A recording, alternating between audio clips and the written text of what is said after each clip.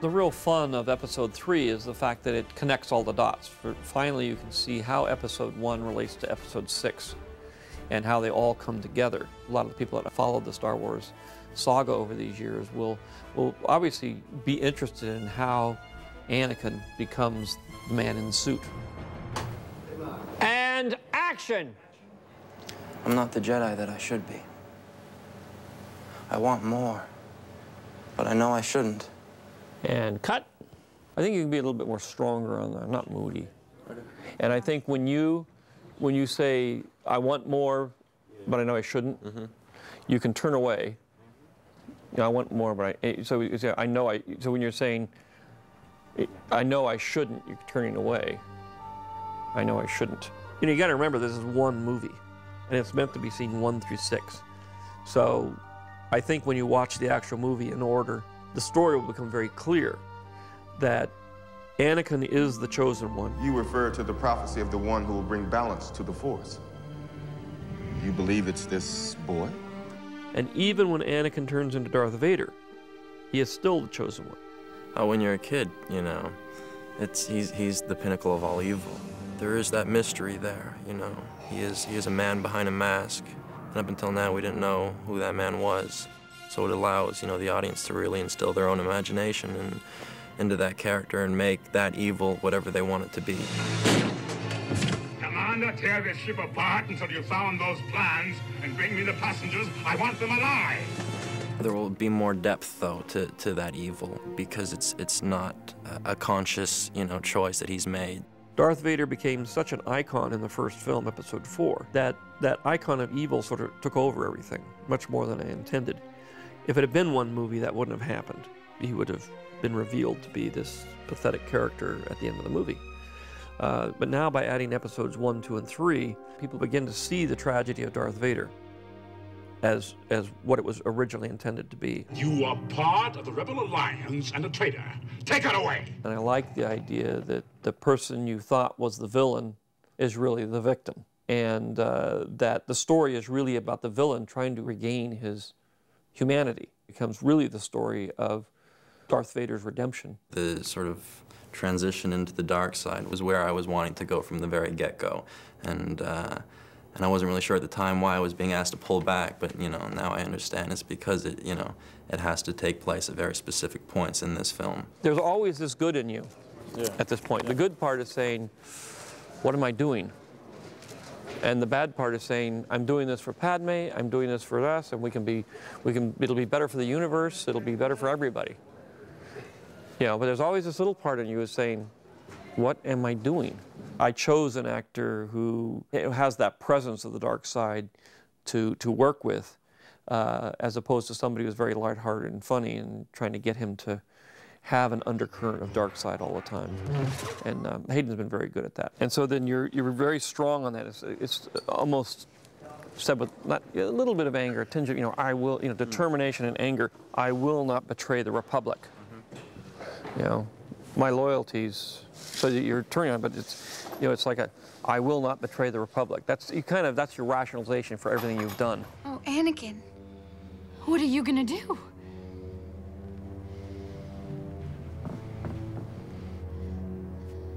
I will not betray the Republic. Nobody who's evil thinks of themselves as evil. My loyalties lie with the Chancellor. They always believe they're doing good, even though they're not. And so it's a matter of how does a person who is good turn to becoming an evil person. Well, he is under a lot of stress, Artu. Where we left him in Episode 2, he was consumed by conflicting emotions. His love for Padme, a resentment of his Jedi obligations, you know, and the restrictions that placed on his life, a feeling that he was being held back, a lust for power, which was really magnified by his mother's death, and a fear, which is important, a fear that such an occurrence could happen again. As a very wise man once said, Fear is the path to the dark side. Fear leads to anger. Anger leads to hate. Hate leads to suffering. When we find him in Episode 3, he's still very much enveloped by these same tormenting feelings that, you know, the Jedi aren't affording him enough respect. You are on this council, but we do not grant you the rank of master. What? Very prominent, rising disillusionment. You know, as you start complaining, there's got to be a little bit of anger behind it, a little bit of frustration. Okay. And action. Sometimes I wonder what's happening to the Jedi Order. I think this war is destroying the principles of the Republic. This war represents a failure to listen. Now you're closer to the Chancellor than anyone. Please ask him to stop the fighting and let the diplomacy resume. Don't ask me to do that. His life has become more complicated, and this all culminates into an anger, compounded by changing relationships with both Palpatine and Obi-Wan. I mean, he begins to question the Jedi as a whole, but especially Obi-Wan. Anakin's relationship with Palpatine is one of deference and seduction. He lures Anakin into a very impressionable state. I have rewritten, I spent the whole weekend rewriting the scene between you and Palpatine, where you turn. Yeah? And I've added some more to that. I've stretched it out a bit and made it a little bit, given you a little bit more to go on in terms of him pulling you in. I hope you trust me, Anakin. Of course. I need your help, son. He pulls each string with such charming yet evil precision.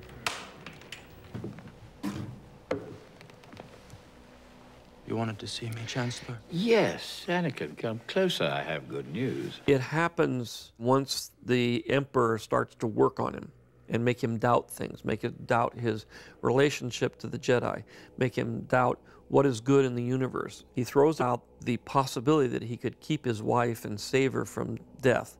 These are all seduction things, which causes a great deal of turmoil in Anakin. He had such a knowledge of the dark side, he could even keep the ones he cared about from dying. Is it possible to learn this power? Not from a Jedi. This is where he finally succumbs to the influence of the devil. Anakin has turned to the dark side. The Obi-Wan-Anakin fight is an amazing battle. I've already been knighted, if you will, Darth Vader. Darth Vader's fighting style is much more aggressive and much more brutal than Anakin's. I think that the end fight where Anakin and Obi-Wan try to resolve their differences, Obi-Wan comes out with the better hand. But I think that's a result or, derivative of Anakin's emotions and not being able to focus them and control them, which is just, the root of Anakin's inabilities. You underestimate my power! Don't try it! He's got to jump down, and we could do it in two pieces. Okay. He's got to jump down, and as he comes over, he's got to cut him.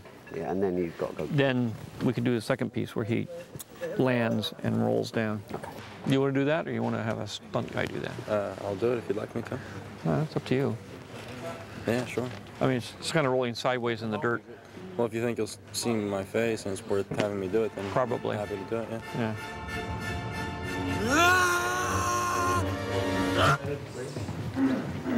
Take 4, be mark. Yeah. And action! Don't ask me, Anakin! Said you would destroy the Sith, not join them! And cut! You do that little turn and you look back. If we move more of it as you were going up the hill, so that if he does, when he bursts into flames and stuff, it's not like you're standing right next to him.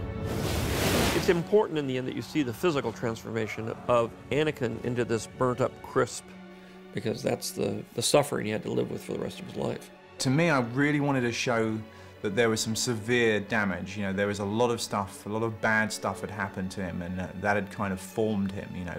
All Vader's experiences have formed him into what he becomes. We get to do stuff that I've basically been imagining since I was a kid. So this is the burnt Anakin stroke Vader makeup on Hayden Christensen, and this is what's going to bridge the transformation between Anakin and Darth Vader. My God! Look at this. Oh, God! What's really freaky is that your eyebrows and your eyes, that you're in there. It's particularly nice. That's a scene all the fans are waiting for. Yeah. For him to come out of that pit looking like this. Yeah. Another prosthetic was my first time having to, be burned. Slide down this way, keep coming down, and then you're going to put your feet up here. Yeah, up there on that. Set. And action. We know from Return of the Jedi what he looks like, so we use that as our model, that he's been all burned up in a volcano. And that was in, say, the original backstory. I felt it was important that we actually see that happen so that we could see the consequences of these bad things that he did. Anakin, you're breaking my heart. You're going down a path I can't follow. Because of Obi-Wan. Because of what you've done. What you plan to do. He forces his friends to turn against him, which is heartbreaking. You were the chosen one! Obviously, one of the key elements in Episode 3 is that we see him actually put into the Iron Lung. The mask finally close on him, that now he's an artificial man, but we know what's inside of it. And I think it's a new part to 4, 5, and 6 that people haven't seen yet. The man in the suit comes into being a more personalized character than what he was originally. I'm aware that there was a fair amount of hysteria on set when I first emerged as Darth Vader. You look just like Darth Vader. It's quite something. I can't even necessarily articulate how it made me feel. Lord Vader, can you hear me? And that part was very empowering. Yes, Master. A memory that won't leave me in the near future. The prophecy is that Anakin will bring balance to the Force and destroy the Sith. He becomes Darth Vader. Darth Vader does become the hero. Darth Vader does destroy the Sith, meaning himself and the Emperor. He does it because he is redeemed by his son. So, you have accepted the truth. I've accepted the truth that you were once Anakin Skywalker, my father. That name no longer has any meaning for me. It is the name of your true self you've only forgotten. I know there is good in you. So the prophecy is true. And by doing that, he redeems himself and goes from being Darth Vader back to being Anakin again. You were right about me. Tell your sister.